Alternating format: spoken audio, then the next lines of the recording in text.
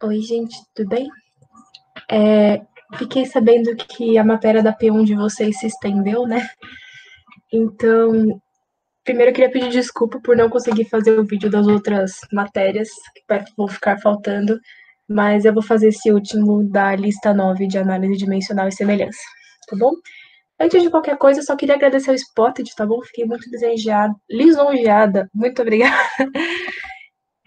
Fiquei tão lisonjeada que estou até fazendo outro vídeo, dessa vez tem até PowerPoint, olha só, tá bom? Essa parte de análise dimensional e semelhança, né, é bem suave, tá? Eu vou mostrar, não vou mostrar tanto a parte de teoria, de para que serve e tal, mas para como resolver os exercícios mesmo, tá bom? Mas basicamente serve para a gente conseguir fórmulas, conseguir expressões para determinar algum parâmetro adimensional, provavelmente. Nem aparece lá no final do slide do professor, aquele número de Reynolds, por exemplo, que a gente usa bastante a partir de agora. E é isso. E também conseguir determinar relações entre um parâmetro e outro, né?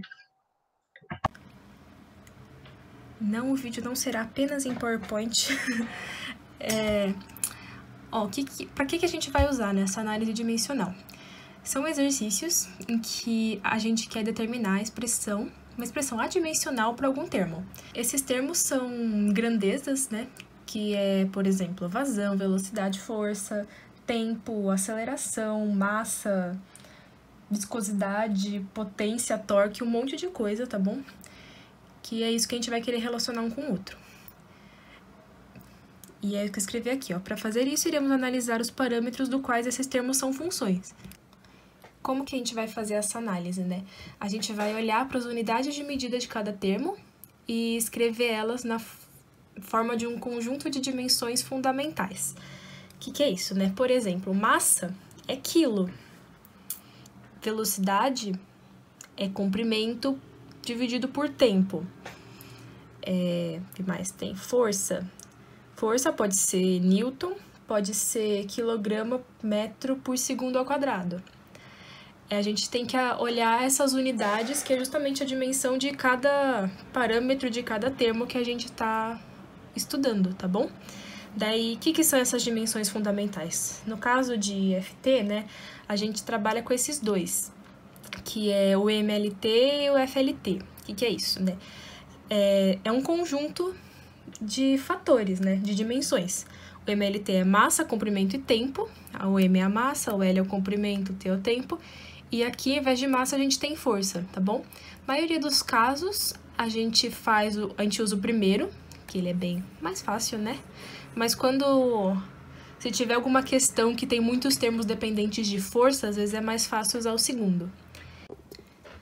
Mas assim, exatamente, né? O que a gente vai fazer com essas dimensões fundamentais, MLT e FLT? Basicamente, para todos os parâmetros do nosso exercício, a gente vai querer escrever eles em função dessas três dimensões. Se, por exemplo, a gente tem vazão, que é metro cúbico por segundo. Metro cúbico por segundo não é nada mais que comprimento ao cubo dividido por tempo, certo? Uma unidade de comprimento dividido por uma unidade de tempo. Ou seja, nas dimensões MLT, seria L ao cubo sobre T, tá bom? E a gente vai escrever todos os termos em função disso. Só que é claro que tem alguns termos que a gente não vai lembrar a dimensão, não vai ser tão fácil assim, né? Para isso que a gente usa uma tabelinha que a gente procura na internet. Eu não sei se vocês têm disponível, mas eu vou mostrar para vocês aqui.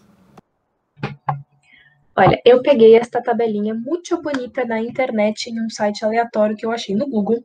Coloquei a fonte aqui para caso alguém queira pegar essa tabela, que é uma lista das dimensões de cada coisa, tá bom? Daí eu marquei aqui as áreas que interessam pra gente, né? Que é, não sei se meu curso aparece na tela, eu espero que sim. Que é a parte da dimensão, o FLT ou MLT, dependendo de qual você for usar. Por exemplo, daí a gente vai lá, a área é metro quadrado, né? Então é L ao quadrado, que é comprimento ao quadrado, e isso vale para todos eles. Tem desde os que a gente sabe de cor, área, volume, velocidade, até aqueles que a gente não tem a menor ideia na maior parte do tempo, né? Tipo, quem vai lembrar a unidade de, sei lá, viscosidade cinemática, porque eu não vou lembrar, nunca. Então, daí, essa vermelha é a dimensão que vocês vão usar nos parâmetros, naqueles dimensões fundamentais, né? E em verde eu marquei as unidades que a gente está acostumado a chamar, só para a gente conseguir relacionar mais fácil, tá? Tipo, ok, eu sei que é metro quadrado, tá bom, então é L ao quadrado, só para ficar mais fácil de entender, tá bom? E, eu também coloquei aqui embaixo um que não tinha na tabela, mas que não aparece, às vezes aparece, gera certa confusão. Eu lembro que apareceu numa prova, se pá, ano passado, e eu meio que chutei sem ter certeza do que era. Mas ângulo, tá bom? Não tem dimensão, ok?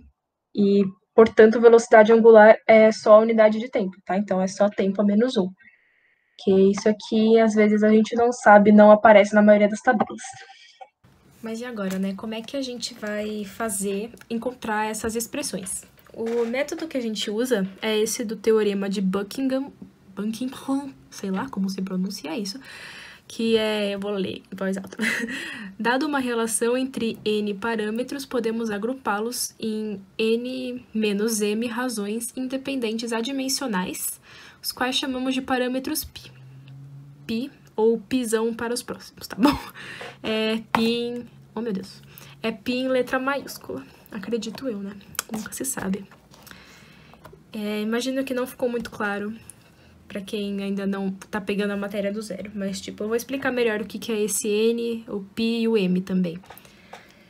Num exemplo que eu vou mostrar agora. Mas antes eu vou mostrar uma listinha que o professor colocou no slide da aula, que eu achei muito boa, que é a ordem que a gente vai usar para resolver esses exercícios segundo esse teorema, tá bom?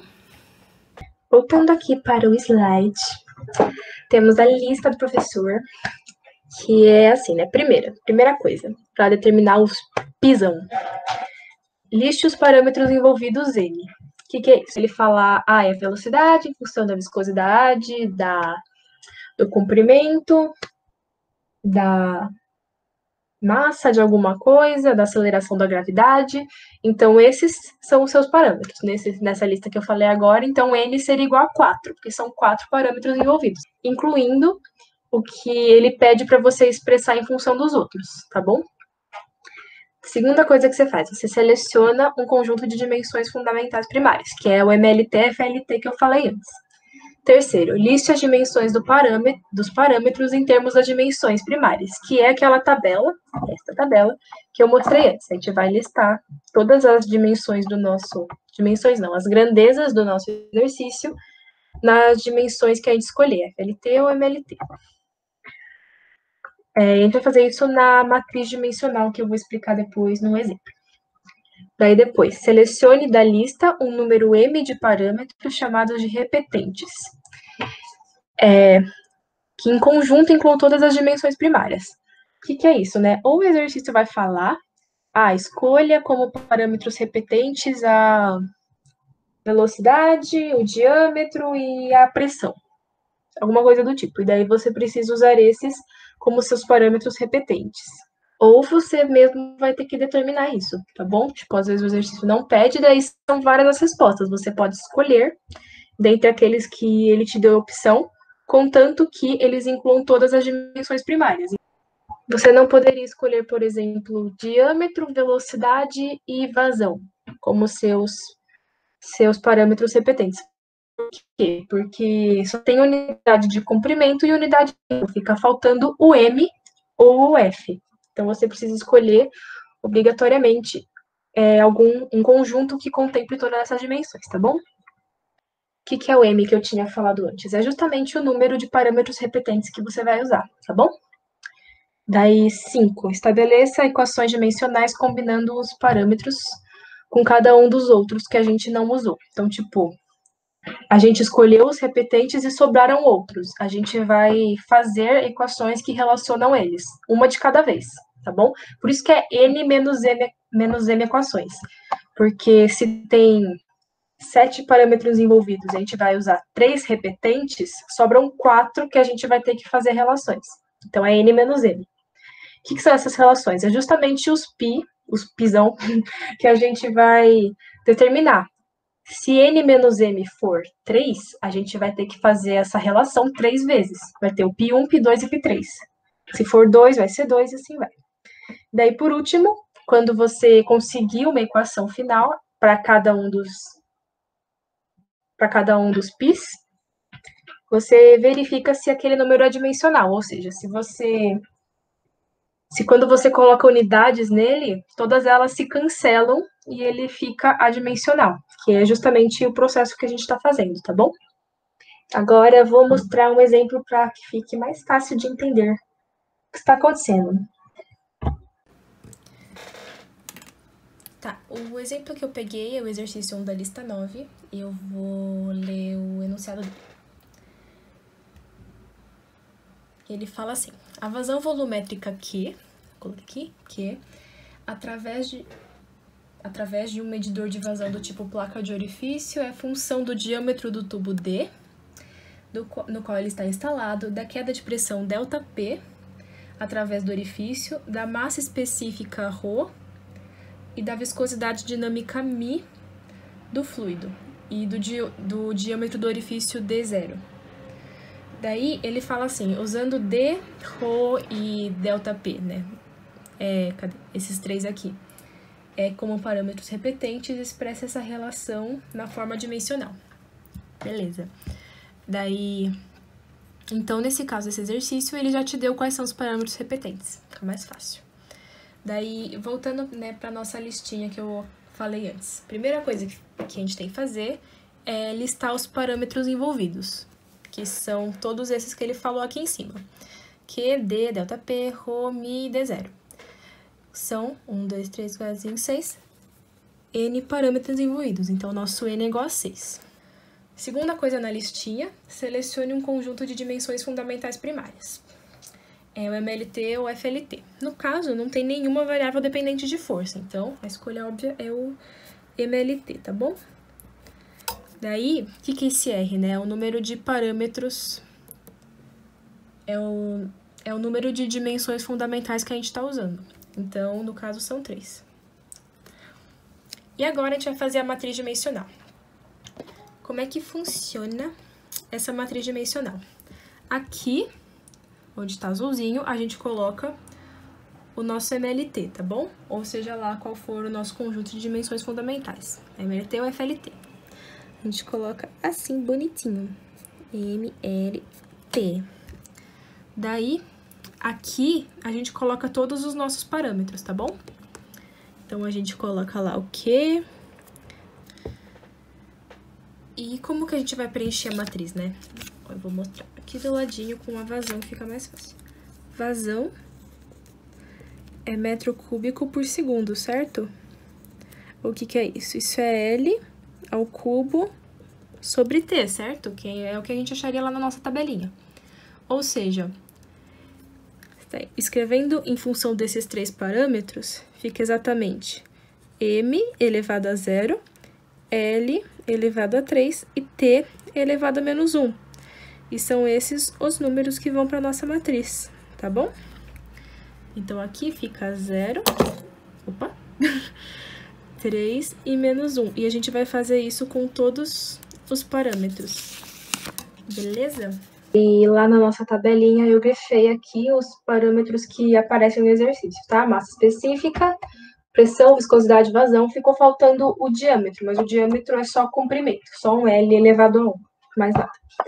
Daí aqui, lá no MLT, a gente procura, massa específica, M elevado a 1, L elevado a menos 3, T elevado a 0. Se não aparece aqui é porque é elevado a 0, tá bom? E daí todos esses números que estão elevando é o que vai para a nossa matriz, beleza? Eu preenchi aqui na matriz, tá bom? E é assim que ela fica no final, pegando todos os números que estão elevando cada um desses parâmetros. E daí, o que a gente faz, né? Lá na listinha de novo, item 4. Selecione da lista o número M de parâmetros que são os repetentes. No caso, ele já deu pra gente, né? Que é o D, o ΔP e o ρ, tá bom? Então, esses 3 são os nossos parâmetros repetentes, ok? E, aliás, a gente vai pegar essa matriz aqui, ó, desses 3, e verificar se o determinante dela não é zero. Se ele for zero, porque alguma coisa deu ruim, tá bom? Não pode ser zero. Se fizer a conta para essa daqui, eu acredito que dá 2. Não é zero, está check. Daí, de novo, né, os nossos parâmetros repetentes, ele já falou. Escrever aqui só delta P e ρ. M, que é o número de parâmetros repetentes, é igual a 3, ok?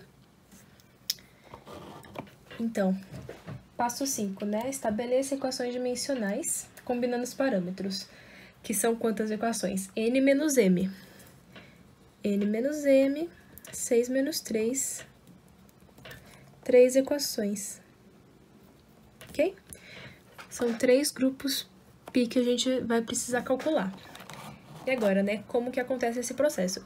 É basicamente sistema, é um sisteminha que a gente faz normal, tá bom? Daí, ó, vamos fazer assim, π1. E lembrando, né, a gente precisa determinar separadamente para cada parâmetro que não foi um repetente, ou seja, o que sobrou na nossa tabelinha, né? Sobrou a vazão, o μ e o D0, ok? O processo que a gente vai fazer para cada um deles é o seguinte. Escreve aqui, π, d, delta P e ρ. O que a gente quer fazer? A gente quer uma equação que, multiplicando todos esses termos, vai dar todos as nossas dimensões fundamentais elevado a zero. Por quê? Porque a gente quer uma coisa adimensional. Não é uma coisa que fala que vai dar 1, né? A gente quer uma expressão adimensional, então a gente não pode ter nenhuma unidade de massa, de comprimento, de tempo, de qualquer outra coisa aqui, tudo bem? Então, como é que a gente faz, né? Primeira coisa, para ficar mais fácil, vamos escrever todos esses termos em função de MLT, tá? Então, pela nossa matriz, a gente tem que Q é L ao cubo, T a menos 1, vou colocar assim. D é só L elevado a A. Delta P é M, L a menos 1 e T quadrado elevado a B. E ρ é M e L elevado a menos 3 elevado a C, tá bom? E tudo isso, M0, ok? Agora é só fazer um sisteminha, tá bom?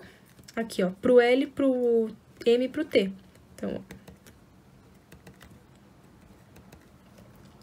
Aqui o M, ele aparece aqui, então é B, M elevado a B, e M elevado a C. Então, B mais C tem que ser igual a 0.